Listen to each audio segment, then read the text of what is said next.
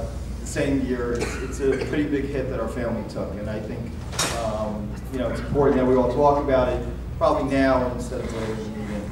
And with that in mind, I just wanted to mention, you know, Carol is here with her significant other Sam and her children Stephen, Matthew, Kayla, and Megan. And Kristen is in the Peace Corps. Kristen is in the Peace Corps in Guatemala. In Guatemala. So there was an email that went around, Jeff had sent around. And how's she doing? Actually, Carol, if you could come up, if you don't mind. And a few words about your mom, that would be nice for us. And to tell the Bell story.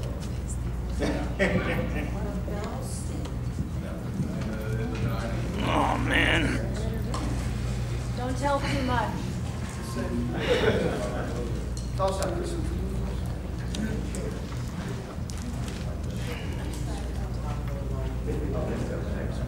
If you can't hear me, let me know. That would be great. Can't hear you. Can you hear me now? Let me know. Kristen in May went into the Peace Corps. She's been planning this for a while. Most everybody knows she got her master's in Latin American Studies. Can you hear me? No, I can't hear you. Get mad. You and what? Get mad. Yeah. Get mad, then we'll hear you. Please, no. Speak into the mic. Just speak into the mic and speak up.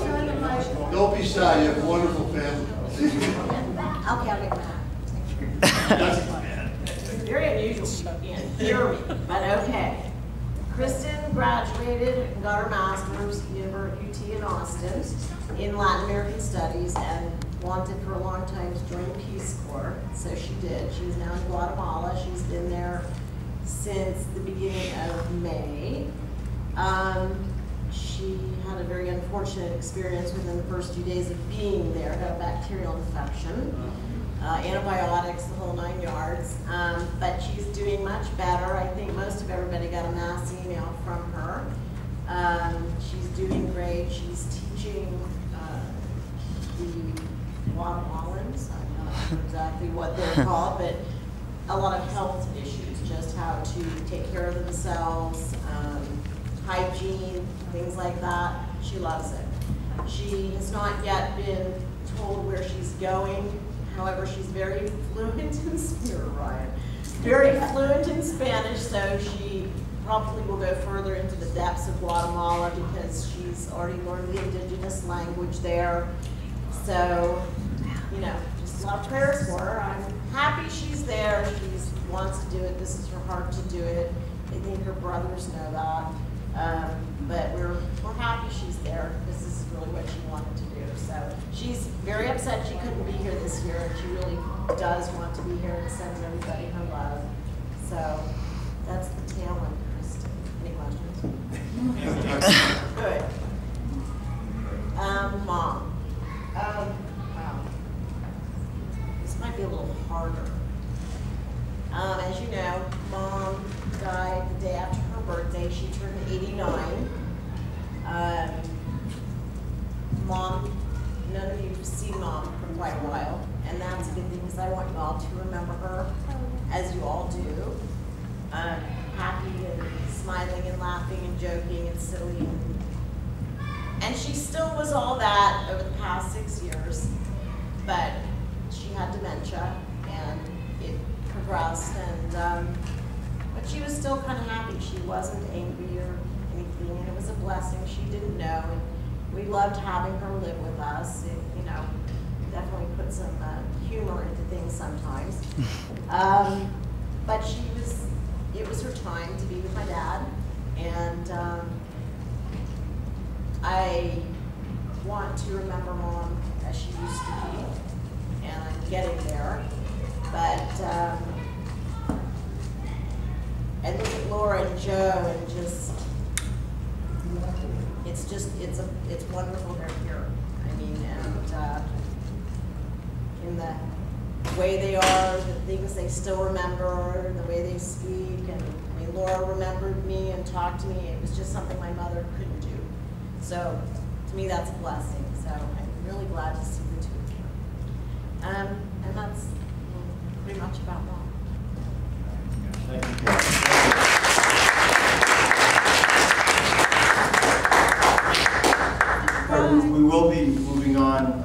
some other things. But it might be a good time, since we're remembering some of the other people in our family have just passed.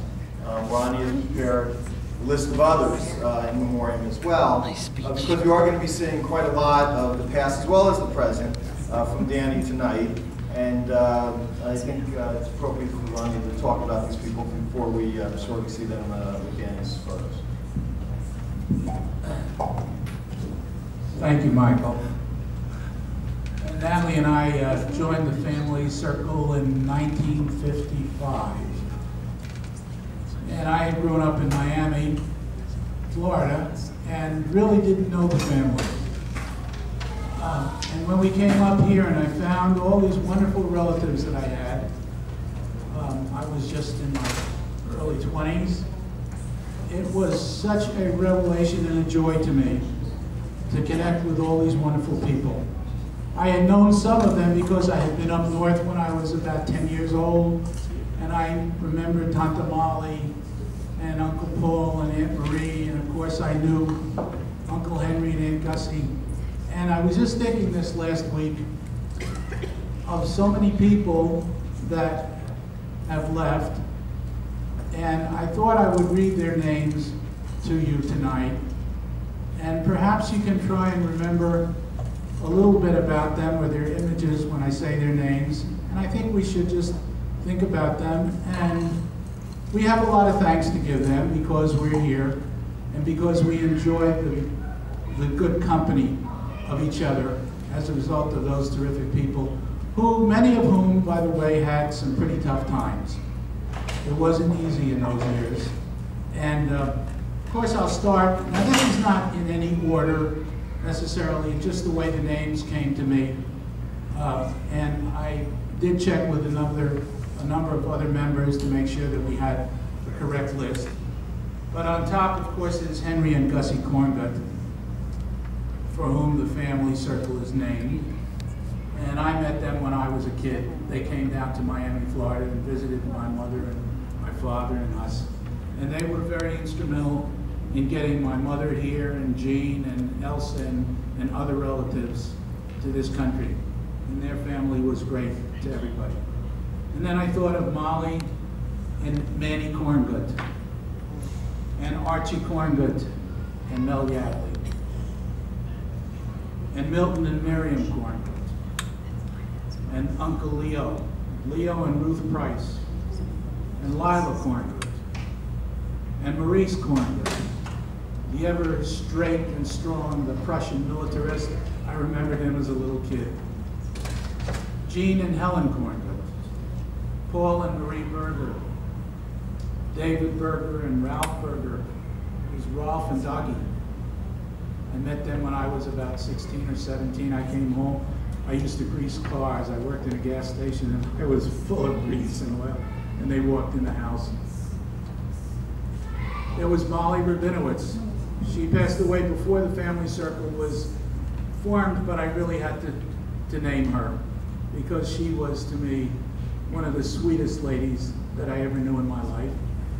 One of the great things I remember in her apartment, she would get the rye bread down the corner bakery and salt butter, and there was nothing in the world as good as a piece of that rye bread with salt butter and a glass of milk. That was the best. Anna Levy. Anna, we didn't know either, but Anna was Joe's mother. Bernice Rosenberg. Sister, excuse me. Bernice Rosenberg.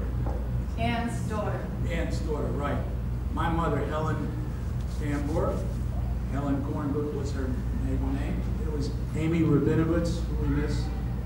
Bill and Lucy Ross. Eddie Corngut. Rainey and Sim Taffet, who came to us for a few years. They were from Belgium originally. There was Audrey and J.K. and Charlotte Corngut. And the last name I have here is Arnie Mendler. So let's remember these good people and keep our wonderful relationships together with love and joy and thanks to these wonderful people. And we are their legacy. Who didn't I mention? My dad. I'm sorry. No problem.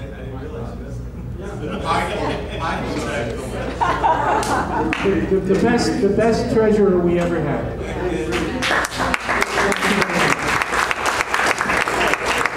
Thank you so much.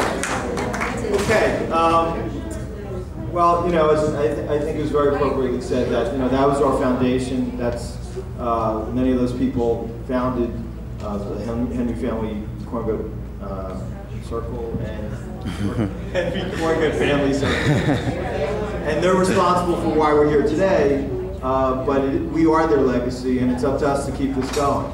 So it's always important, I think, to look back as well as to look forward. And, so Danny, when we're done with the meeting, is going to help us do that. Any old business that we haven't talked about? I thought we. I'm getting old. Tomorrow's my birthday. Older. Any new business? Yes, we have some new business. I just wanted to, and I don't know that this is something that everybody. Lois. As president. I guess we were just chatting around the last few days, talking about where we were meeting, and a few people sort of felt that maybe we should think again about Split Rock. And this isn't to say that we don't have a wonderful time in Pokemon, but there was some talk about the fact that maybe Split Rock with the lake and other aspects of it that might be an alternative to this. We're never going to get back to a place like Sachs Lodge. We're never going to find a place where we can all be together in one, area, grass with the chairs around it where we can all sit. But maybe,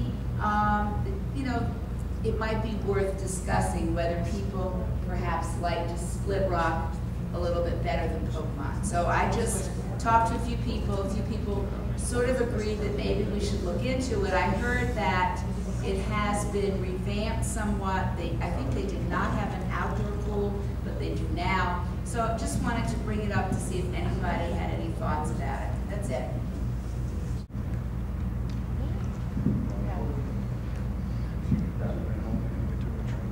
Like that?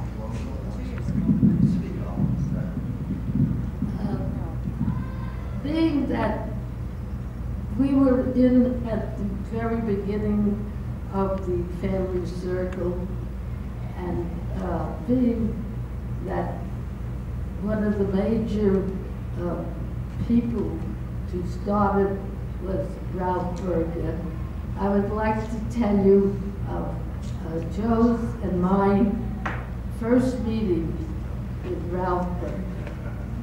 Joe had been married for a little while, and we were in his mother's one-bedroom apartment.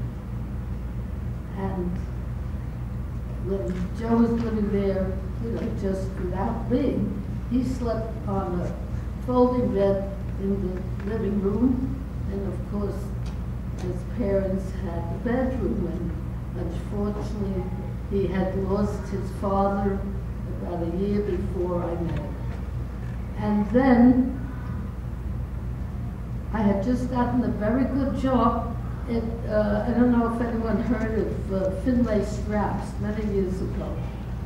And I liked it very much. But I quit the job because I said to Joe, either we get another apartment or I don't know what's going to be.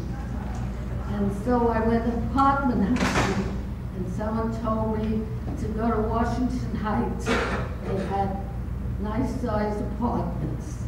And as I was walking, I heard someone say, "Laura, what are you doing here?" It was Aunt Marie. And Aunt Marie said, "If you're looking for apartments, I think there's one in my building." So P.S., we became tenants of the ground floor, and Aunt Marie lived on the first floor. And then, I don't know whether Ralph was there right away, but Ralph was there a little while after we moved in with Aunt Marie. And he was, as everyone knows, very physically active. And Joe and I, at that time, were working, and Sunday was the day you sleep in, you know, you slept until we got up. And one Sunday morning, it must have been about 8:30, Joe didn't even hear it. Like there was a banging at the door, and Ralph comes in and says, you know, hello, and Molly, where is Laura and Joe? Said, shh, they're still sleeping. They're sleeping? I walked over the bridge and back again. I just came back. So by that time, Joe was up. I said, the one that walks over the bridge every Sunday. Well, from that point on, we got to know and appreciate and love him. So even before we were a family circle, we loved Anne Marie and Uncle Paul, even though Uncle Paul was very argumentative. And it just, to someone like me who grew up without any, you know, except for family, we had 5 kids, and I was the first child born in New York City. The other 3 were born in Providence. I knew we had relatives there, but I had never met them. And I used to be jealous when I went to school, and people who would tell me, oh, my aunt is coming tomorrow. We're going to do this and that. Or my grandmother. I didn't know from any of those things. And the first time I met my first cousin was when I was married. He came to the door. He was going to Columbia University. And they came to my desk. So I just want you to know from a perspective of someone that never experienced this kind of relationships, that it means a lot to me. Thank you.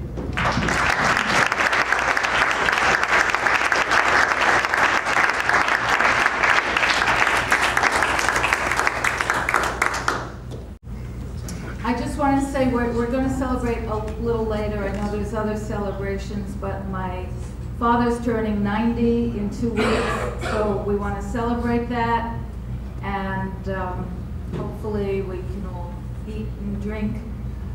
But I wonder if people, I just got a piece of paper, if anyone wants to write my dad a note.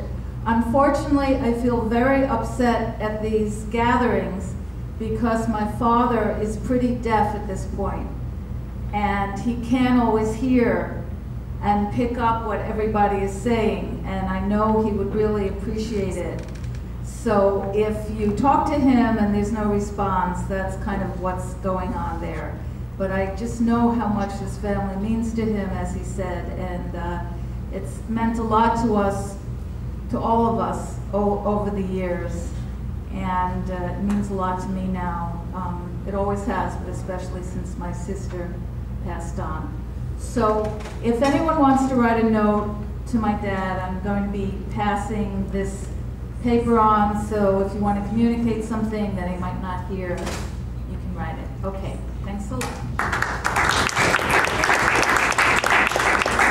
I want to say one more thing about Ralph's little story. Okay, Ralph and I think we're pretty close, especially the last few years.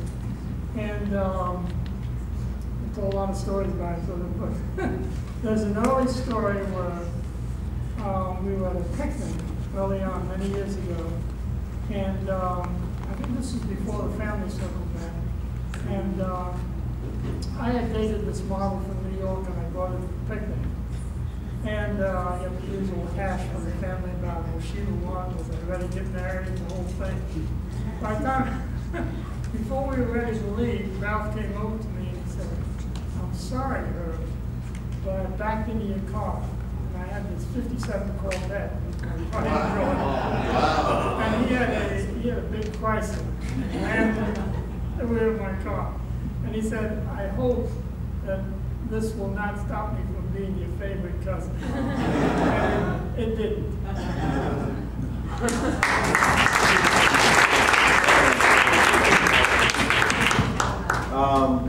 Well, you know, it seems, I don't know if anyone else has any other words for regarding Audrey or Ralph. If they do, you're welcome to come up. Anyone else? Okay. All right. Well, certainly some special words for everyone. Okay, as far as going back to new business and Split Rock, I think perhaps you'll research out possibilities there, and we can bring it back either through email or some other method to the family circle, okay? All right.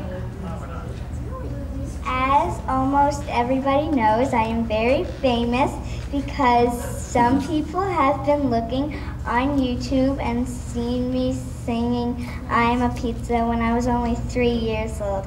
And now I want to sing it again, except in 8-year-old version.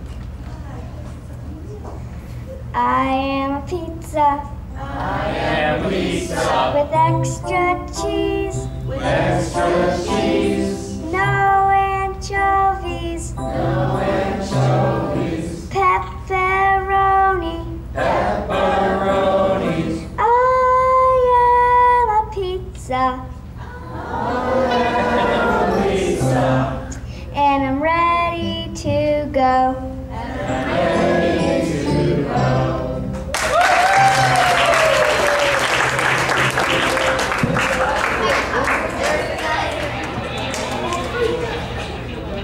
There's Rebecca's on the screen. Wait a minute, wait. Oh. Hi, I'm Matt. And I'm Ben. And they're identical twins. Not really.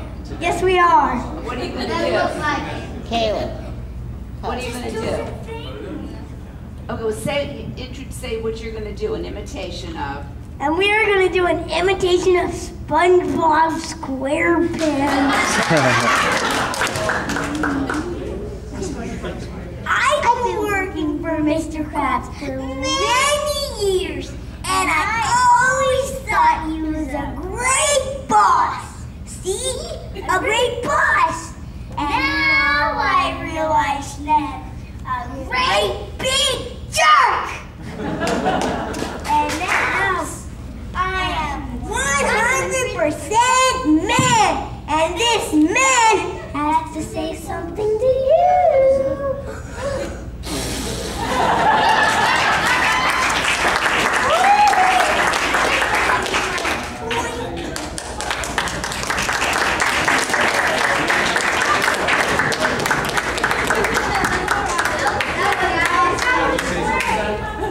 So you're playing an A?